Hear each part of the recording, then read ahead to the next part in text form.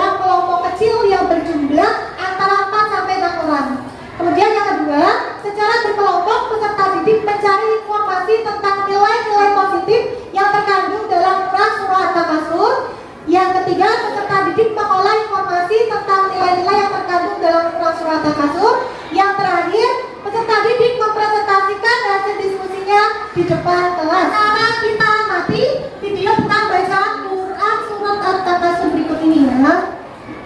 أعوذ بالله من الشيطان الرجيم بسم الله الرحمن الرحيم ألهاكم التكاثر حتى زرتم المقابر كلا سوف تعلمون ثم لتسألن يومئذ عن النعيم. Sekarang kita baca bersama surah At-Takasur ya, dengan tartil dan sesuai dengan tajwidnya. Siap?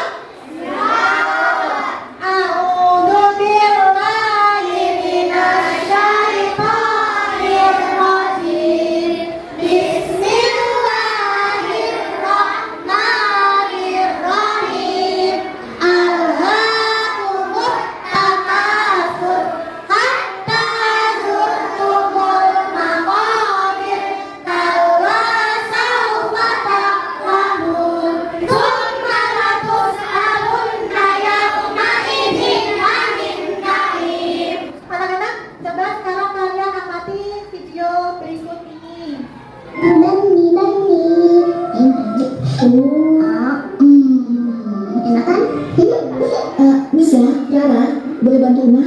Iya, Uma. Uma mau dibantuin apa? Belanja kurang ya? Iya, kebetulan minyak goreng, gula, sama garam udah habis. Nah, kalian tolong belikan di warung Ocok ya? Iya. Nah, ini uangnya. Boleh jajan kan, Uma? Kalau nanti ada sisanya, boleh kan? Yeay! Minyak goreng, 1 liter. Ini garam halus. Ini gula 1 kilogram. Ini cuma ini. Yakin dari kita ada yang lupa. Biasanya rumah kalian itu beli telur juga, nah itu. Udah Bang Cok, udah itu aja. Nanti takut uangnya gak cukup. Macam orang yang saja kalian samakan. Biasanya rumah kalian itu beli telur 1 kilogram, beli roti 1 bungkus, susu buat kalian sarapan. Bisa jelasin ke Uma nggak? Kenapa ada tambahan telur, susu, sama roti? Itu mah tadi. Itu bukan sakit, biar Rara yang jelasin. Tadi itu Pak Ucok bilang, yakin kalian ini azan belanjanya?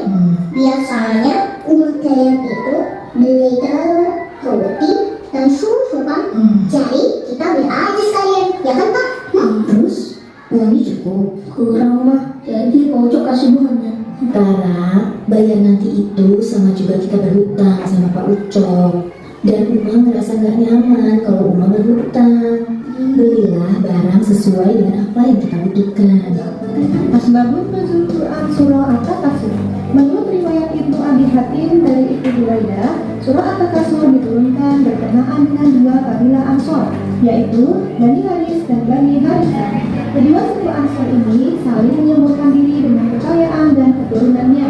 Mereka menyemburkan diri dengan kedudukan dan kekayaan orang yang masih hidup. Timbang mempelajari surah At-Takasur.